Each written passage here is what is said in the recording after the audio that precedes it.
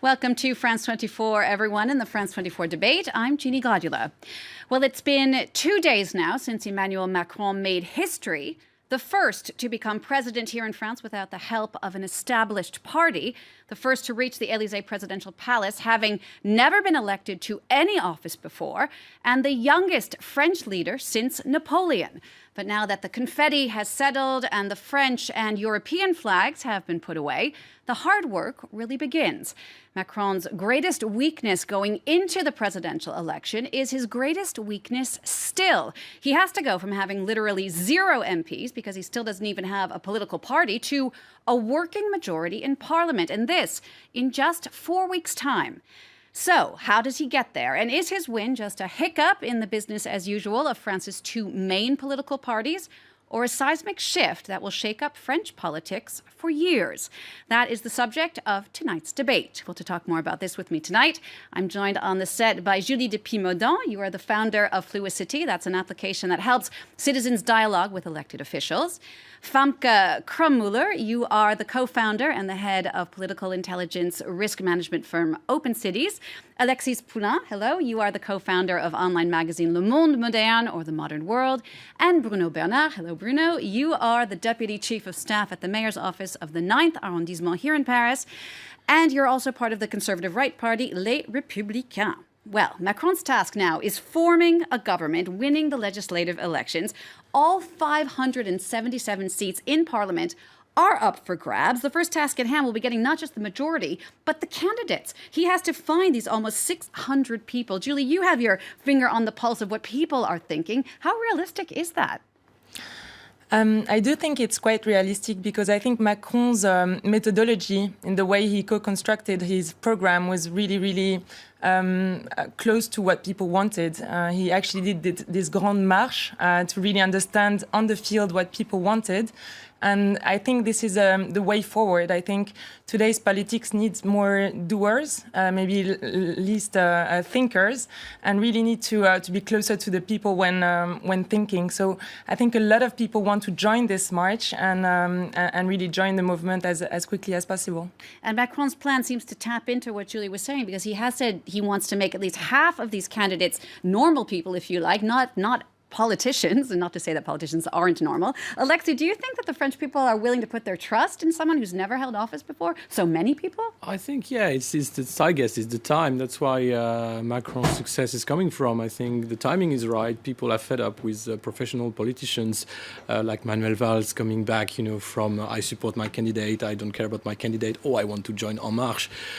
People like Dupont-Aignan. I mean, you see that professional politicians are here for the business of being politicians, not really about finding solution or being a doer, as you just said. So I think that the time is right, and you have other movement like Ma Voix, which is going to present some candidate from the public as well, and there'll be a big renewal. The big difficulty for Macron will be how to manage expectation and big egos like the one of Valls, people from the PS, people from the Républicains that might want to join, but he wants to be the new face. He wants to be a new movement. So that's very tricky now. Now, you mentioned Valls. Just to remind our viewers, Emmanuel Valls, of course, is the former socialist prime minister. Emmanuel Macron ran as a centrist, stepping away from the Socialist Party. But now big-name politicians like Emmanuel Valls are trying to get on board his movement. Valls, of course, was in charge when Emmanuel Macron was economy minister before he stepped away to create his own movement. Valls and Macron famously do not get along, but now the former prime minister is turning his back on the socialists. Let's listen. I will be a candidate for the presidential majority. You've asked me for a clear response, which is I want to sign up for Emmanuel Macron's movement, the Republic on the Move, because I am in favour of the Republic. The Socialist Party is dead and behind us, not its history or values, but it needs to move forward. Today, what is essential is to give a large and coherent majority, without rebellion, so that Macron can govern. Emmanuel Valls, they're saying he wants to run for a seat in Parliament, something that might not be that easy. The man who is actually in charge of the Republic on the Move, that's the Macron's movement's panel, assessing the candidates, said Valls' candidacy will be treated like anyone else's. I guess the question is, does Macron not want a former prime minister on his side? Famke? I think he's actually facing a huge dilemma here, because on the one hand, he presented himself as, representing political renewal, neither being too close to the Socialist Party, which he quit just last year, or on the right. And now he has this heavyweight from the Socialist Party who was prime minister trying to join him. So that's somewhat contradictory to what Macron promised in terms of political renewal. On the other hand, politically, Valls is very close to what Macron is defending, and excluding him would essentially mean excluding people that are close to Valls, which might also strategically be difficult. So, Bruno, how big a gamble is this for Emmanuel Valls? So what's the likelihood he might be refused his candidacy? Well, I think Valls is actually, fighting for his survival, survival of his particular because this is a man career. who lost his own party's primary, again, just to remind our Yeah, against Benoît Hamon, after having spent a lot of time as prime minister. So it's quite a desperate move from Manuel Valls, and quite sad, actually, to to see a statesman like himself having to go on the radio and beg for Emmanuel Macron. He didn't beg. I mean, he was on radio and said, "Oh, by the way, I'm joining En Marche," and then Macron said, "Whoa, wait a minute." That's what I call begging. I mean, he went on the air. He put a foot in the door and he tried to force himself in the En Marche system, and got rebuffed. Which is even worse. The big question mark here will be the people that Macron will choose as prime minister and set the tone for the government. And I don't think it'd be wise for him to take former people from the socialist government of Manuel Valls or Bernard Cazeneuve. I think people want something new. That's what they expect. That's what he sold during the campaign. So that will be very tricky. And he said, you have to the French people, you have to expect new faces. So that's something that will actually be a break from the old to the new world. Invent politicians out of thin air. Indeed, especially a prime minister, which is a key post. Yeah, and that's why he said he wanted an experienced person who knew how the parliament works, so we can expect someone who's already been in office. And of course, this will bring down this whole renewal, new faces theme that's going on at the moment, because the moment he nominates his prime minister an experienced politician, whereas it's a man or a woman, he won't be able to play that card anymore. I'd say he's again trying to kind of square the circle here by doing that, because he needs to also reassure people that he's able to govern with somebody who is experienced. So that's in favor of what he's doing. On the other hand, as you mentioned, it's against what he promised in terms of renewal. So if we played a game and had to throw out a name for who the prime minister might be, who would you say, Julie? Any thoughts? I hope a woman. A woman, Christine Lagarde, perhaps, head of the IMF? Alexei, no? No, I don't think so. I mean, she's too colored by the Sarkozy era. Might be someone older with experience, a woman, as you said, or not, but coming from either or one of the big parties, so that would be the bigger question mark. Well, I think give us a name. Well, that's well. How about you? Give us a name. I think Jean-Louis Borloo would make a decent candidate for him. He's acceptable for the right as well as for the left. Whereas, for example, François Bayrou would be a complete no-no for the right. You mentioned the two main parties, and there is a real thorn in Macron's side, is, of course, the Conservative Party, Les Républicains, which seems, in my mind, to be sort of angling with these parliamentary elections as a sort of third round of the presidency, if you like, trying to get their prime minister, if they can, in place. What do you think of that? Do you think that they really have a card to play here, as we say in French, and carte à jouer? Or is it, will they, how do you think they're going to do, Les Républicains, in the parliamentary elections, Julie? I really want to see a surprise there. I think a lot of people that were close to Macron's ideas, when you look at, for instance, all the candidates and all the political representatives that were really behind his ideas when talking about participative democracy and openness to the rest of the parties. You really hope that a lot of people will join, but it's really not my role to kind of guess on what's going to happen politically there, I guess. How about you? This is your party, after all. What do you think? I think we're going to win. You think they're probably going to? Right, they're probably going to win, but win what? A full majority? I think we'll have enough MPs to either force Emmanuel Macron into a coalition or a proper majority, as you said, and have our own prime minister. Yeah. Because the thing is that you have to bear in mind is that the Républicains are still in shape, whereas the Socialist Party is dead and gone, as Manuel Valls said. Indeed. Still in shape, it's true. And they are, many could argue that Manuel Valls' positions, at least economically, are very close to some of the positions that were put forth, for example, by François Fillon, who was the Conservative candidate. We do find common themes there. And there are some Conservative politicians as well, I'm thinking like Bruno Le Maire, who have already lined up behind Macron as well. And yet not without a threat, a veiled threat, we might say, saying, OK, we'll come on board, but only if there is a Conservative prime minister. Will Macron accept that kind of deal? Just quickly wanted to make a quick point as well. I mean, if he actually chooses somebody who has a background from the Republican Party as his prime minister, then he might split that party too, to a certain extent. It could be a strategy on his side.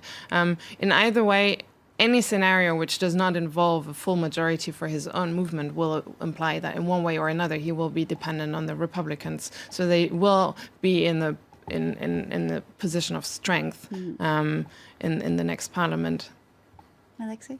Yeah, it's going to be tricky. The legislative will be key to what's going to happen with the start, the 100 days of Emmanuel Macron. Question mark is how many people from Les Républicains will move to En Marche? Will there be any? Also, they already stated that they were keen to join, but depending on the choice of this, and will the choice depend on the election? I'm not sure. We'll see what's going to happen next. And this is a real issue, of course, for the Conservatives as well, because the man who is in charge of actually getting the Les Républicains, the Conservative candidates, in line for the parliamentary election is named François Baroin. He is none too pleased about these noises from other Conservatives, to the point where he actually went on to threaten to put another Conservative candidate up against whichever Conservatives decide to step away and run with Macron's actual party. Which is fair. I mean, well, let's first listen to what he said, and then we'll come right back. Let's take a listen. Those who choose Emmanuel Macron will do as they wish. We're in a free country, but they won't be in the Les Républicains team. That's normal. Alexei, you wanted to weigh in? Yeah, I think it's fair. It's what I mean. Macron did a spectacular move, getting the centrist from the Parti Socialiste, Socialist Party. I don't think he will manage to do the same move with Les Républicains because they will be tougher on you stay either you're with us or against us if you go to En Marche. So that's the one thing to do if you want your party to survive in this reshaping of French politics right now. We've been talking a lot about this political maneuvering, but there's also something very important to remember in all of this, and that is, of course, the French people, what they want, what they're hoping for, what they need to see happen here in France. Again, Julie, I'll turn to you because this is your specialty. What is that really? What are they hoping for? And can they get it from this parliament that's going to be voted in a month's time? I think it's really interesting to look at the abstention rates here that were really a record in the Fifth Republic. You had 24% of people that didn't go vote. You had about 11.4% that people voted blank. So altogether, you have 16 million people that actually didn't position themselves. More than Marine Le Pen herself got, more than the number two. Which is the second party after Emmanuel Macron. So there is a real challenge right now to really understand what those people want. And I think the next president and the next government as a whole needs to use civic technology and all those new participative democratic tools that are available and that work really well outside in the US, for instance, to really get to those people, especially the young people, to involve them and make them like politics. Anyone else want to weigh in on that before we move on? Yeah, I think it's a new decade, and you need to change the game.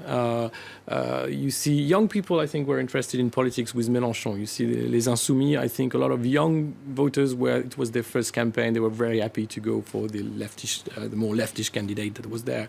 But En Marche also had this kind of appeal, and same with Le Front National. A lot of people that voted for Marine Le Pen were young voters. But the problem is that with the choice, which was a non-choice, because if you're from Socialist Party or Les Républicains, you had a tough choice for the second round. You see that the rules need to change. How we elect a president, how we do politics together, what's policy about.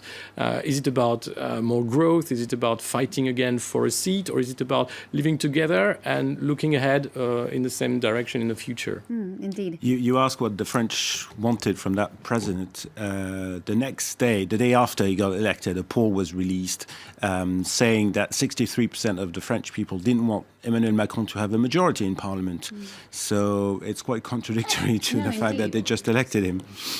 I think there was that, of course, speaks to the fact that many people were voting not for Emmanuel Macron, but against Marine Le Pen. Yeah. I'll add just another poll to highlight the contradiction, because there's another one which asked about the main measures that Emmanuel Macron wants to pass in the first 100 days. And apart from one minor measure, a majority of people want him to pass these measures. And there you see the disconnect, I guess, between awareness of the program and then what the person himself seems to stand for in people's minds. Just a quick question before we take a quick break. So many people made so much of the fact that this was the first time that two presidential candidates got through to the second round without coming from a major traditional party, either the Socialists or Les Républicains, the conservative right. My question is how do you all see the future of French politics? Are they changed forever? No, they're not. There will always be a left. There will always be a right. I mean, they might have different names. We might see a bigger centrist party around Emmanuel Macron, that's for sure. I mean, Valéry Giscard d'Estaing had a majority like that. Then it got split in two rights, a more conservative right, Gaullist right, and a more pro-European and liberal right. So it will always revolve around the same themes, you know, being conservative, being more progressive. It just, the names will change, of course.